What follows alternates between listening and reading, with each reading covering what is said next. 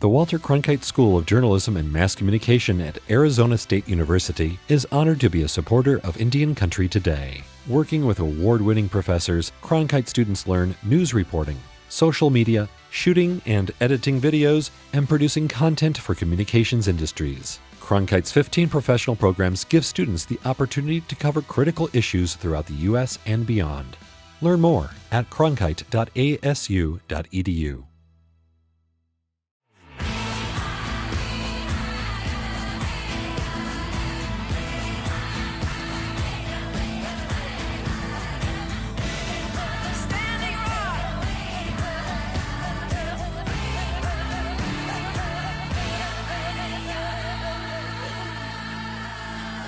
This is Indian Country Today. Esquili, yes, thank you for joining us. I'm Patty Thalahungva. Tribes will get more than $20 billion from the $1.2 trillion infrastructure bill passed by the Senate. The bill had bipartisan support. Brian Schatz, the chairman of the Senate Committee on Indian Affairs, highlighted the $20.5 billion for Native communities in the budget resolution. It includes clean water access, safe roads and bridges, and closing the digital divide for American Indians, Alaska Natives, and Native Hawaiian families. Before the vote, Schatz spoke about the vital need for the funding. For far too long, historical underfunding of federal programs serving Native communities and tribes has left them vulnerable. This budget reverses these systemic injustices through a $20.5 billion targeted investment. The senator says this budget resolution will empower Native communities like never before. The United Nations is issuing the first section of its 6th assessment on climate change. The assessment describes wildfires destroying timber, a lack of clean water, and roads and bridges being washed out due to flooding. And for Indigenous peoples, these impacts come on top of the loss of land and resources due to colonization. Daly Sambo Doro is the international chair of the Inuit Circumpolar Council, which represents 165,000 Inuit from 4 countries. Doro says Inuit hunters are seeing firsthand the damage caused by the melting permafrost. Our hunters, the people out there and on the coastal seas and risking their lives in order to harvest walrus, seals, the whaling activity. They've been seeing it, and their knowledge and their observations reinforce the science. Scientists are now calling for a 45% reduction in carbon emissions by 2030.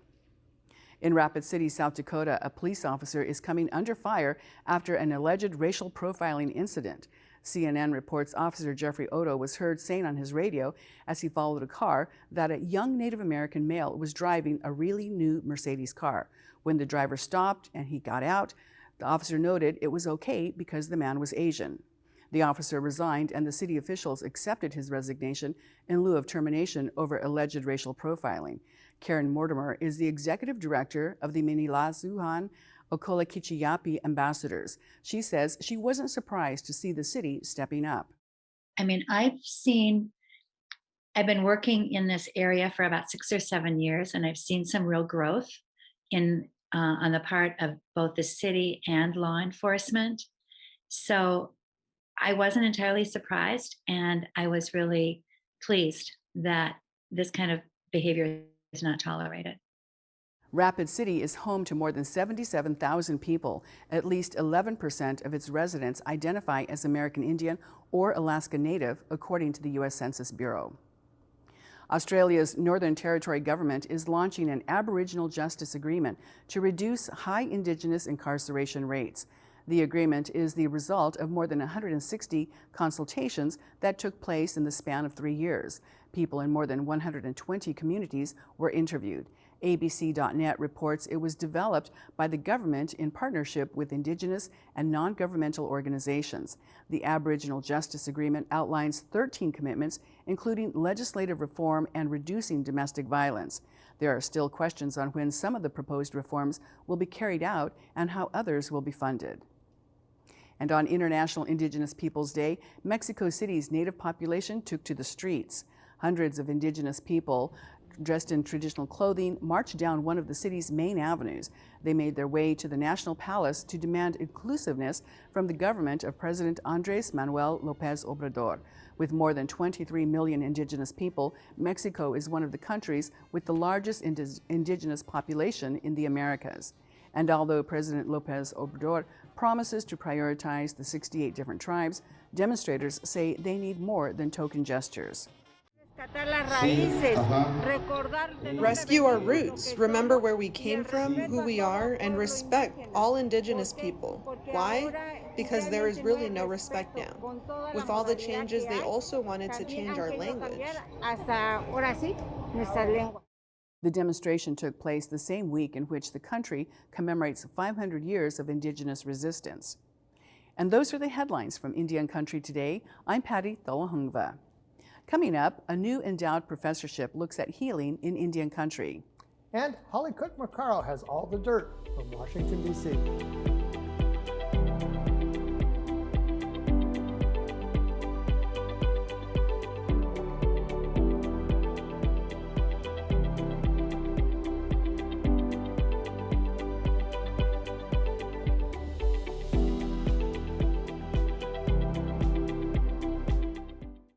Shaban Westcott was named the inaugural Dr. Suzanne and Suzette LaFlesche Professorship in Public Health at the University of Nebraska. She comes from the University Medical School at the University of North Dakota, where she was co-director of the 48-year-old Indians into Medicine program. Welcome, Dr. Westcott. Thank you, Dr. Trehan.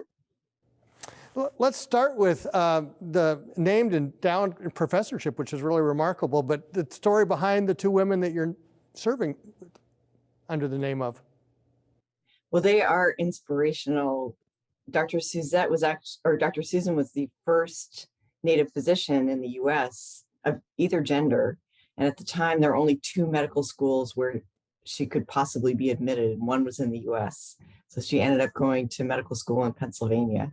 It really is amazing to think in Victorian times that a woman dared to be a professional, especially at the level of physician, and that she was Native.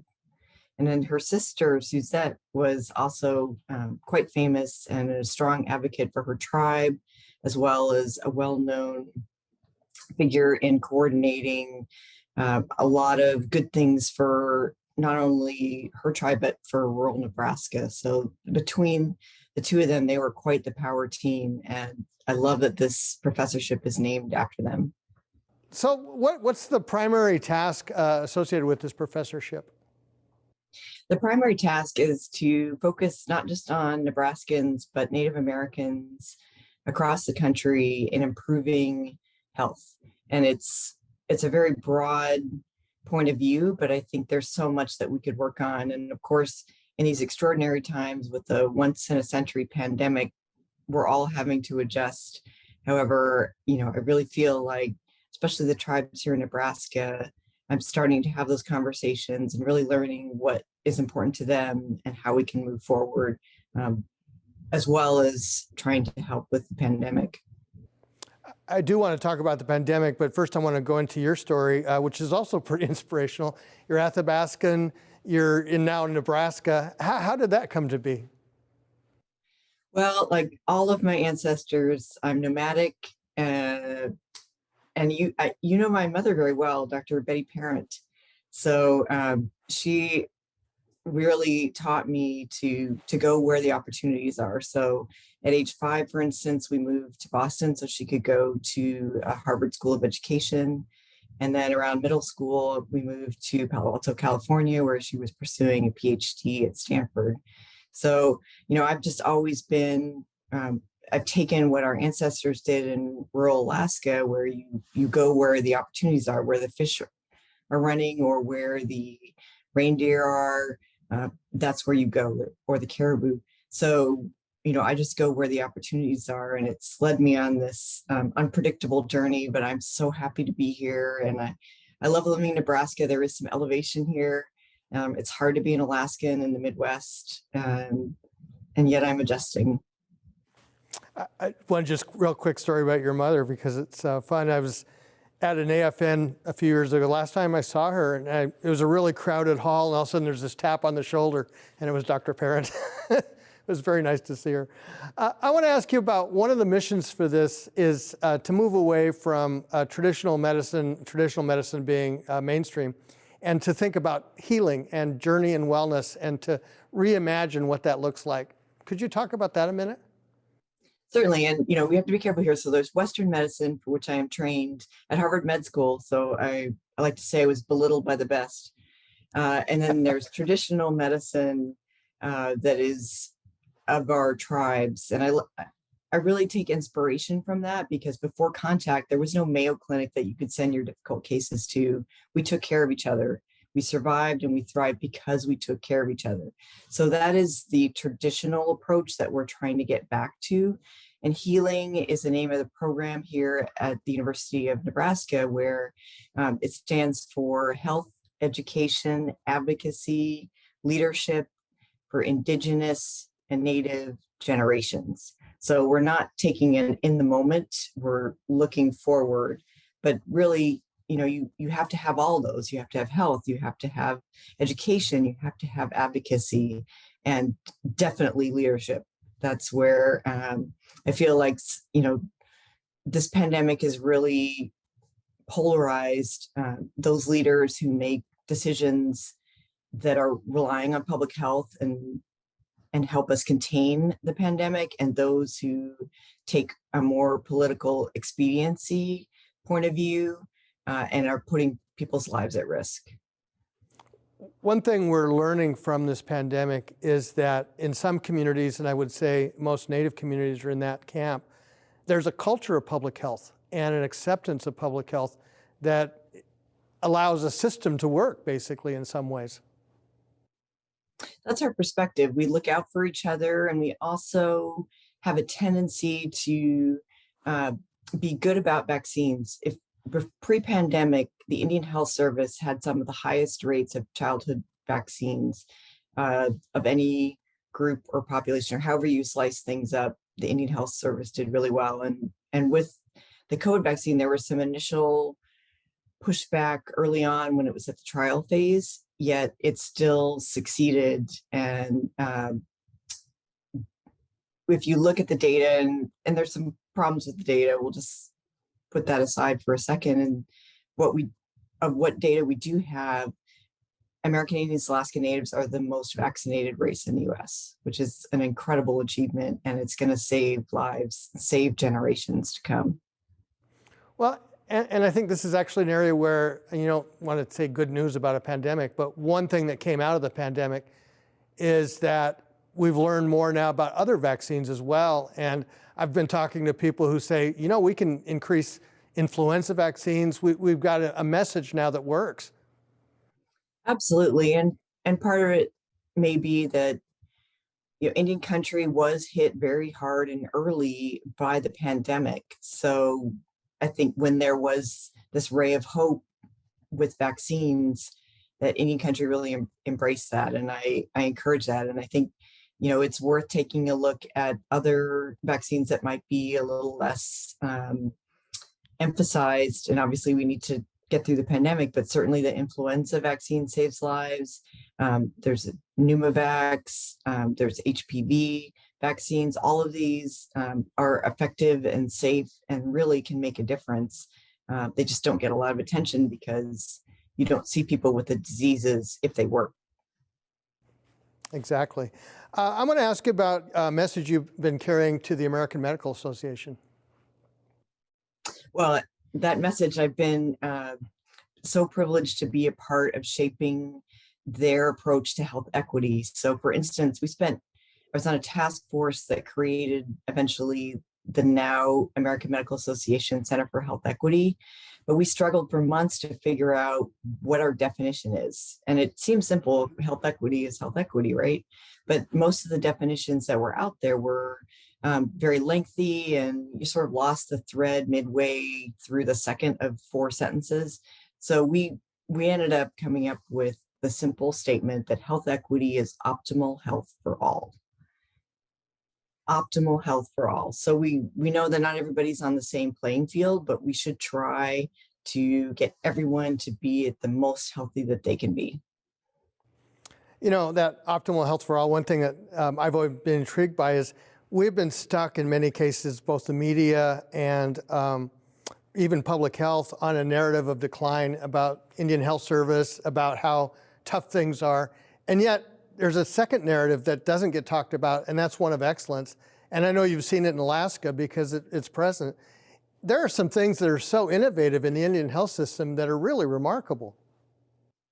Absolutely. For instance, South Central Foundation in Anchorage has the NUCA system. It's not a diet, it's the NUCA system that where physicians and other healthcare providers have a set schedule of, there's appointment slots and people make them in advance. And then half of their day approximately is just for walk-ins, because they knew that's the way this population approaches health. It's not like, oh, 3 weeks from now, I should probably talk to a doctor about this. It's, I don't feel good right now, or I'm concerned about this right now, and they can come in. So that is a dramatic shift in the way that even clinics are set up. And it's a bit harder on the clinic system, but it also works for the population. So that's where I think, we need to embrace the things that make us Native and the way we work, and have healthcare work for us. At a public university, you're going to be working with tribes in the region. What are some of the challenges there? Well, I think the biggest challenge right now is that I started right at the beginning of this Delta variant surge. So, normally I would go out and we would have a lot of in-person meetings, and I'm not sure that that's the best or safest thing right now. Because I think for a lot of Indians, you need to be in person, you need to see them. I mean, we have a history, so I feel very comfortable talking to you, but if I didn't know you, having this interview by Zoom would be a little bit disconcerting. And I think that's the same way when you're starting to work with tribes in a new area, to like, let's have a Zoom is not a good approach. So I don't know how we're going to overcome that. However, we've all got to adjust. We only have about a minute left, but I want to ask you, what's the big takeaway for health issues with Native Americans that people should know about? Well, first of all, I always like to remind everyone, we're still here. I think a lot of people think Natives are a thing of the past, and we're still here, and we're so proud. And lastly, I would say we all have to have our pandemic delusions to help us get through. So for me, it's pretending that I'm in Hawaii. So I wear the flower in my hair, and this is my Aloha Gusbuck from Alaska. And, cut yourself some slack. It's a pandemic. We all need to get through this. So I encourage you to do what works. And I say aloha. Aloha. Dr. Westcott, thank you so much. Sure. When we come back, Holly Cook-Macaro with a Washington update.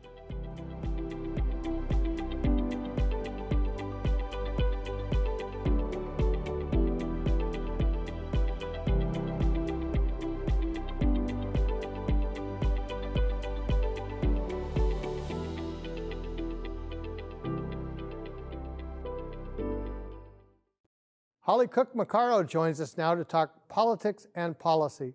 She's a partner with Spirit Rock Consulting and is a regular contributor to our news program. Welcome, Holly.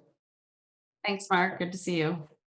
We promised dirt, and you can't get any dirtier than infrastructure. Let's start with that. That is true. I appreciate the note to the dirt that has been going on in the Senate, literally in the infrastructure bill. So it's hard to have missed that the Senate passed the infrastructure bill yesterday. It has been referred to as the BIF, the Bipartisan Infrastructure Framework, which I find a lot more fun than what is now officially called the Infrastructure Investment and Jobs Act, now that it has passed the Senate. The top lines for tribes on this are significant and represent just another historic investment in Indian country, following up from the CARES Act investments, the even more comprehensive investments out of the American Rescue Plan. But in the infrastructure bill for tribes, we're looking at $15 billion plus in tribal specific funding. Those funds are those are going to Indian country. In addition to those tribal specific funds, we have $146.3 billion in competitive grants and other funding flows, which tribes are eligible to apply for and compete for. Those funds cover transportation, water infrastructure, environmental pieces, telecommunications, and what Secretary Holland was just talking about with the tribes in Washington State, climate resiliency pieces as well. And before we all start celebrating these new funds for Indian country, though, and the Senate is certainly taking a well-deserved victory lap on this. The bill still has quite a long path in front of it. Speaker Pelosi has said that she will not, because the bill still has to be passed by the House.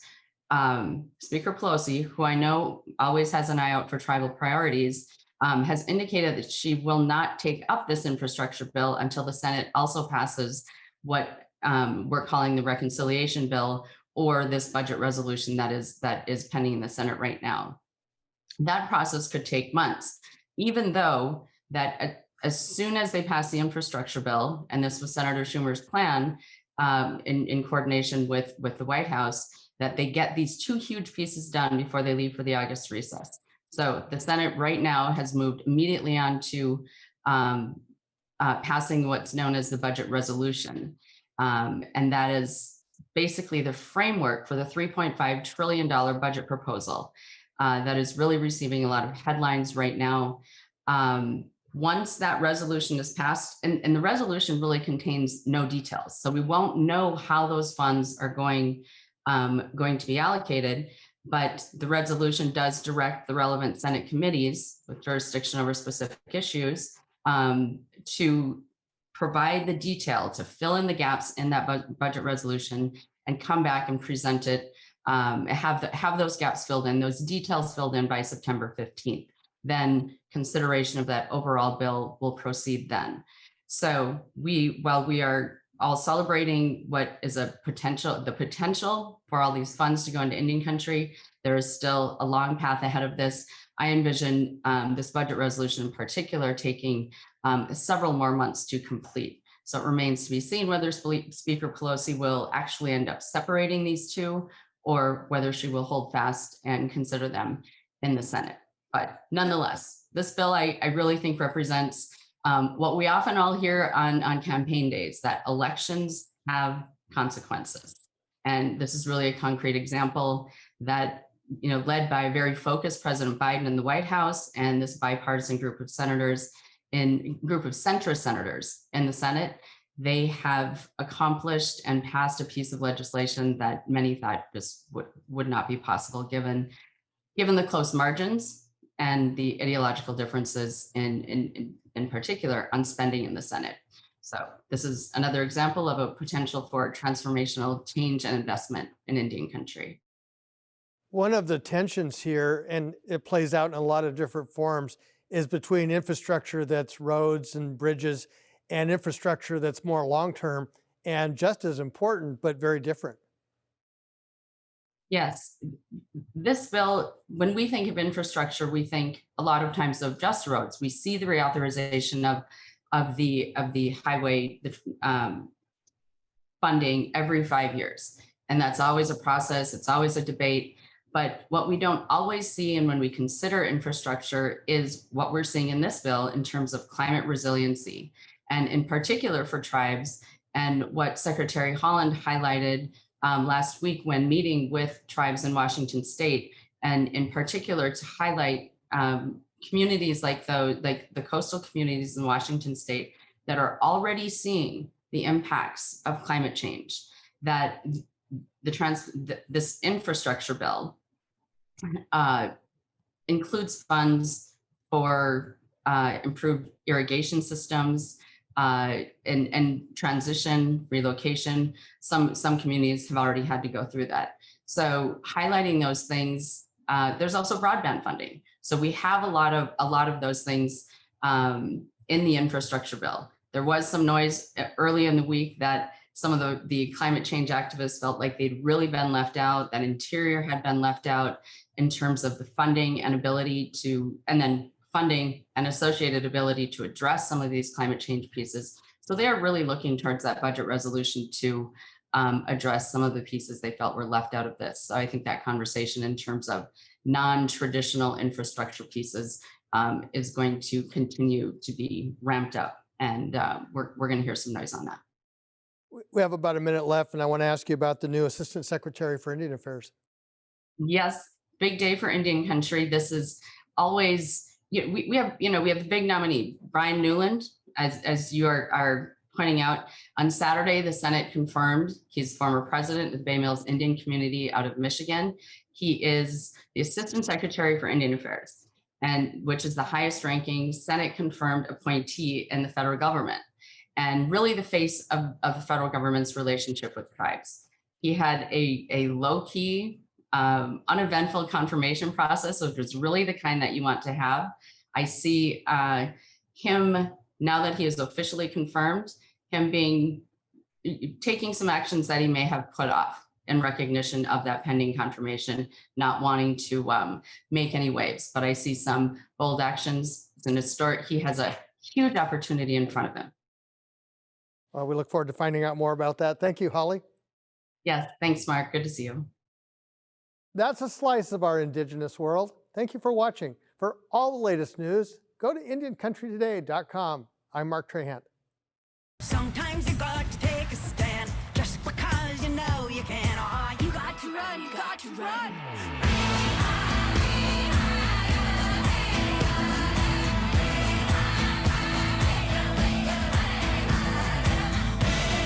Standing rock.